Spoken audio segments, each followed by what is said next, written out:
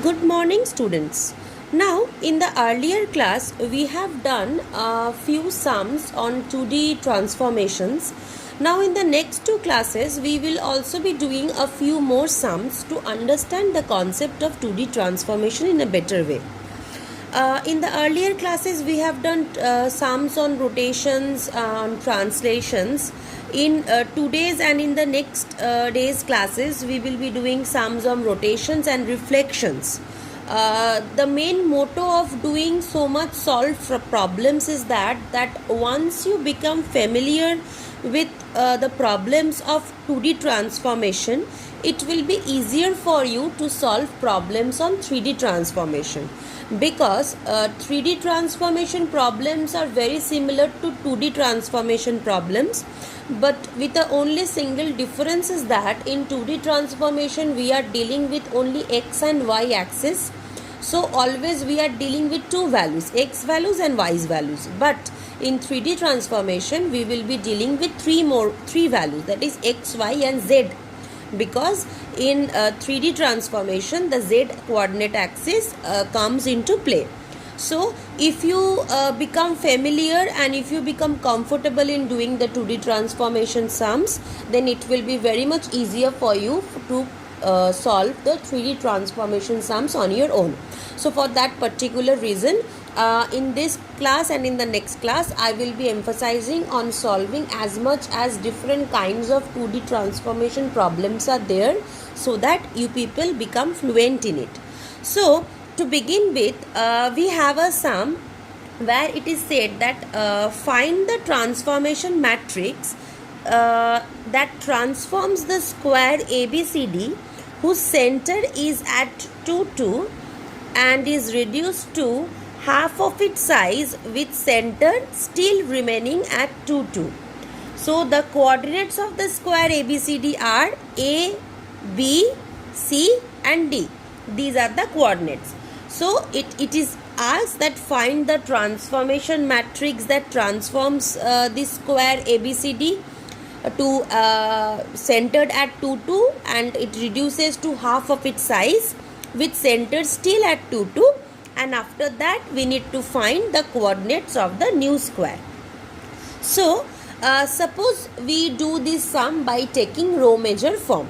So since A, B, C, D coordinates are provided, so the object matrix ABCD in row measure form will be this: 0, 0, 0, 4, 4, 4 and 4, 0. And since we will have to change it to homogeneous coordinate, and since it is a row measure form, I have written 1 in the last column.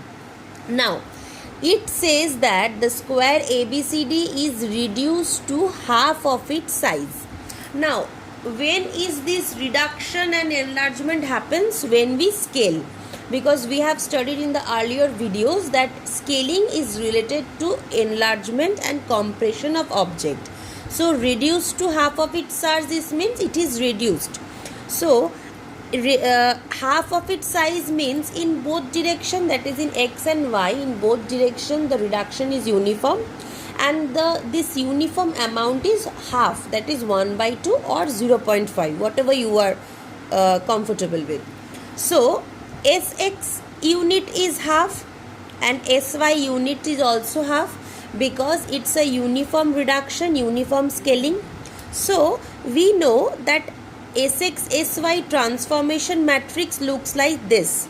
Okay, just to basically it looks like Sx0 and 0 Sy. This section only is a scaling matrix, but since we need to convert it into homogeneous matrix as well, so I have padded 0, 0, 1 in the last row and 0, 0, 1 in the last column. So if I put the value of Sx and half, and if I put the value of Sy and as half, this is the matrix which I get. So now when we are applying scaling, what does we do?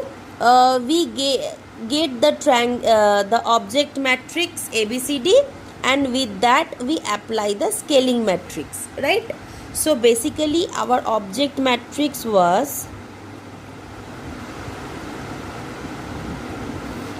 right, and with this we applied the scaling.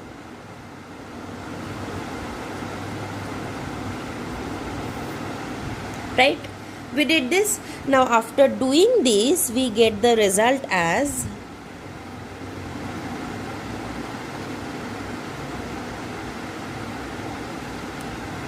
fine. These are the coordinates of the new square. Now if you notice carefully, after applying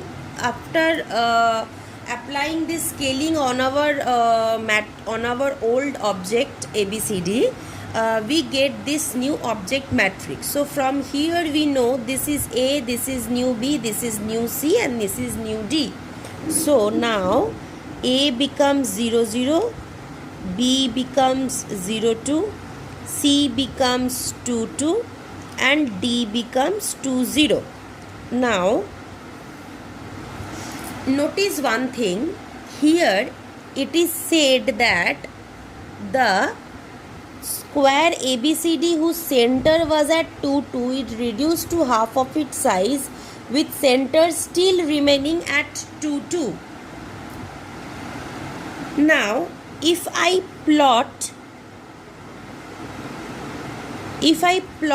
these 4 points, my A will be over here 0 0, my B is 0 2, that is over here, my C is 2 2, that is over here, and my D is 2 0, that is over here. That is, this is the square which we get. Now if I look at the center, right, this is 0, this is 1, this is 2. So this point is 1, and this is 0, this is 1, this is 2, this point is 1, right? In x direction, this point is 1 unit, right? And in y direction, this point is also 1 unit, right? So the center is centered at 1 1, right? But we need the center with at 2 2 only. It is clearly written that the center will be remaining at 2 2 only, that is, the center will not be changed. So here we need to apply a little translation. So we need to translate the square ABCD by another one more unit, right? This center is over here. So if I elongate this one more unit, so my center will also go 1 unit upward, right? My center is over here and my object ends over here. If I elongate the object 1 more unit, so my center will also be pushed 1 more unit, right? So basically what do we need to do? We need to translate the object, right? So by translation, what do we need to do? Since it's a square and we need to get both the centers at 2 2, the translation should also be uniform, and the translation is, here it is already 1 1, so our difference is of 1 unit, so the translation in x direction will be of 1 unit and the translation in y direction will be of 1 unit, right? So the new translation matrix which we get will be, since it is in row measure form, the translation matrix will be this, in row measure form only. So in place of tx and ty, I will put 1 1 unit. So right, this will be my translation. Now this translation I will apply on what? This translation I will apply on here, because this is the coordinates of the new axis, and if I draw this, I get that the center is at 1 1, but I need the center at 2 2, not at 1 1. So the difference is of 1 unit, and this 1 unit I just simply need to translate the object. Our object is okay, but I need to translate. So this translation matrix will be applied on this object matrix. So the translation matrix 1 0 0 0 1 0 1 1 1 will be applied on our object matrix.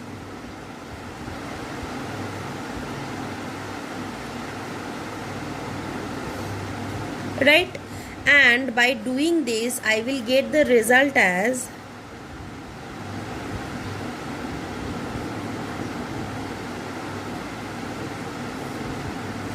So this is the A, this is the new B, this is the new C, this is the new D. Now if I draw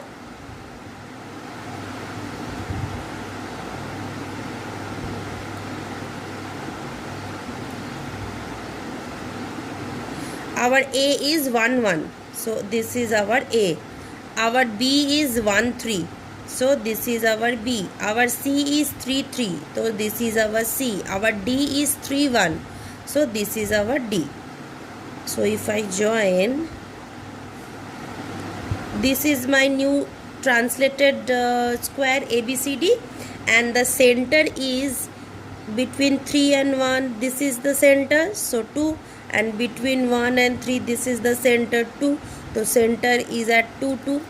So this is the final answer of our problem, and the final A is 1 1, B is 1 3, C is 3 3, and D is 3 1, right? So this is the solution of this problem. I hope you have understood it. Okay, now let's do another sum. Here it is written what? That consider the square ABCD where the A, B, C, D coordinates are given and rotate by 45° clockwise about point A, right? About this A coordinate we will have to rotate. Now few things are there. First, what? The square ABCD, all the coordinates are given. So let us first have the object matrix representation of square ABCD, and here let us that I am taking in row measure form. Fine. So this will be my object matrix representation. Now it is written rotate by 45° clockwise, right? So it is here specified that 45° rotation, and it will be in clockwise rotation. Now since I have taken my object matrix in row measure form, my rotation in clockwise will also be in row measure form. So I will have to look for which matrix? Rotation of matrix about origin for clockwise direction and in row measure form. Now rotation in clockwise direction and in row measure form is this.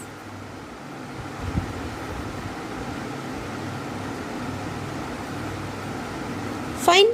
This is the matrix for rotation in row measure form and in clockwise direction. 0 0 1 and 0 0 1 I need to pad.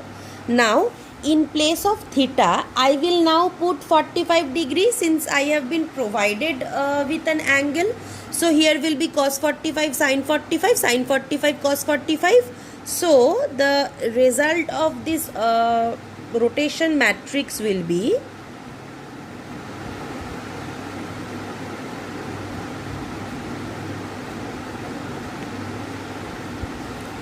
right. So I have now the object matrix, I have now the rotation matrix, but it is said that the rotate by 45° in clockwise direction about this point, right? So this is a fixed point rotation sum, that is rotation about an arbitrary point, that is about a fixed point. Now whenever we have studied that whenever there is a rotation about a fixed point or an arbitrary point, the transformation matrix is multiplication of three transformation matrices. First there will be a translation matrix, then there will be a rotation matrix, then there will be a inverse translation matrix, right? We have studied this. Now what will be this Tx and Ty value? Now since the point here is stated as 1 0, our Tx will be 1 and our Ty will be 0, right? So for the first instance our translation matrix in row measure form is this,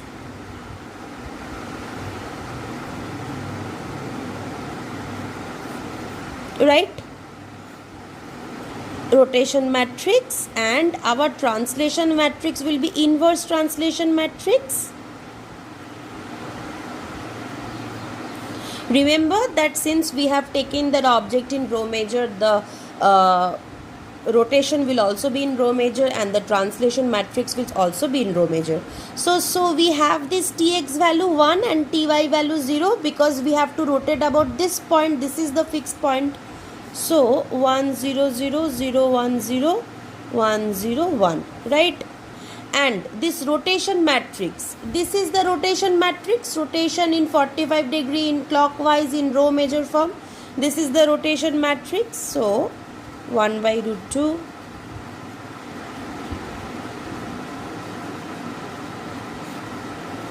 right. What will be our inverse translation?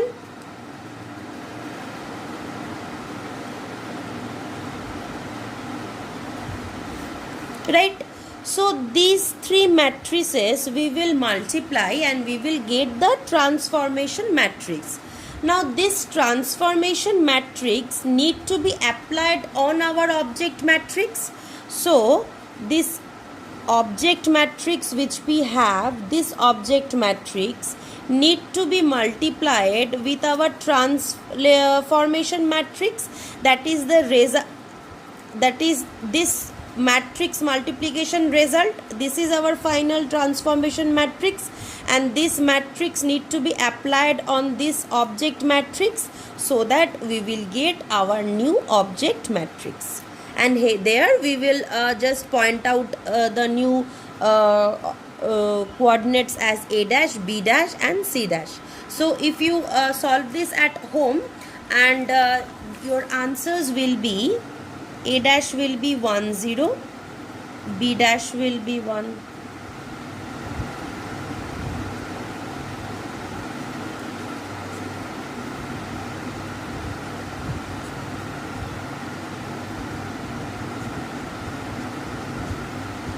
So this will be your answer. If you solve this sum at home, this will be your final answer. So I hope you have understood how to do this sum. Okay, now we have another sum where it is written that magnify the triangle ABC to twice its size, keeping C fixed, and A, B, C the coordinates have been provided. Now to look it simply, it says magnify the triangle ABC to twice its size, keeping C fixed. It means that this is a concept of scaling. How many times we will have to scale? 2 times. And since it is uniform magnification to twice its size, it means uniform scaling. Sx will be 2 and Sy will also be of 2 units. One thing is clear, that it is of scaling. Now since this scaling has been said that keeping C fixed, this means that it is a general fixed point scaling, where the point P is over here is the point C, right? It is a general fixed point scaling, that is scaling about an arbitrary point. So the scaling about an arbitrary point, the transformation matrix was, first there was translation, then there was scaling, and then there was inverse translation. This was the transformation matrix which was applied on our object matrix to get the final result. So let us see that we are taking this triangle ABC in column measure form. Let us do this sum in column measure form, because we have been doing a lot of sums in row measure form. So in column measure form, our object matrix will be this A, B, C, and last there will be padded with 1 1. So this is our object matrix. Now we need the transformation matrix. We know that the transformation matrix is translation matrix into scaling matrix into inverse translation matrix. Now for translation matrix, we need to know Tx and Ty units. Now this Tx and Ty units is the units of the point P, which is here the point C, and the point C, the x and y units are 5 and 2. So now that we have taken this in column measure form, our translation matrix will also be in column measure form. So in column measure form, our translation matrix is this.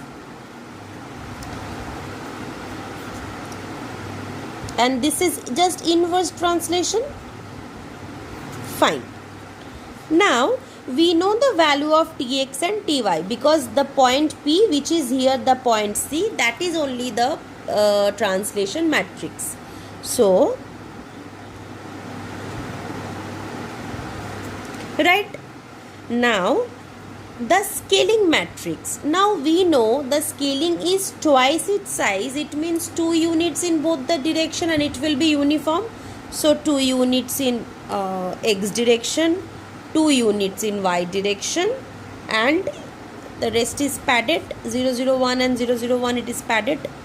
Now this is what? This is just inverse translation. So 10 minus 5, 01 minus 2, 001.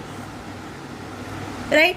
So this is the this is our transformation matrix. So if you multiply these 3, the result will come as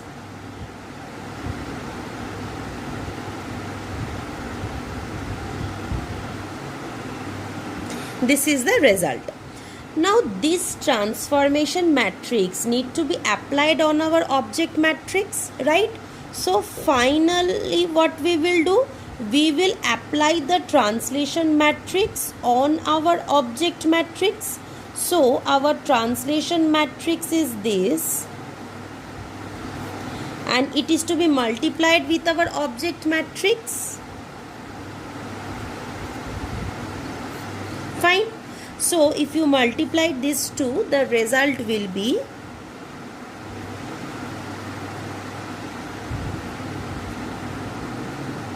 fine. So this is the new A, new B and new C. And if you see properly, that C is unchanged, that is C is fixed. That is, the scaling happened around the point C. C was not changed. C was fixed point scaling. The concept which I made you understand 2 to 3 videos previously, 2 to 3 videos just prior to this, is fixed point scaling. So in the new coordinates, A is minus 5 minus 2, B is minus 3 and 0, and C is 5 and 2. Now if you go through your university question papers, you will see that this is a very common sum. It has come at least 4 times. It has come in the previous 6 years. So please understand this sum and do this sum carefully. I hope you have understood this sum.